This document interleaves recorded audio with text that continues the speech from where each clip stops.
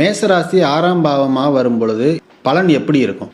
6ஆம் பாவம் அப்படிங்கிறது கடன், நோய், எதிரி, நம்மளுடைய உழைப்பு, வேலை, நம்ம தேவையில்லாமல் மாட்டிக்கிற பிரச்சனைகள், இது எல்லாமே 6ஆம் பாவம் தான், நம்முடைய எதிரி.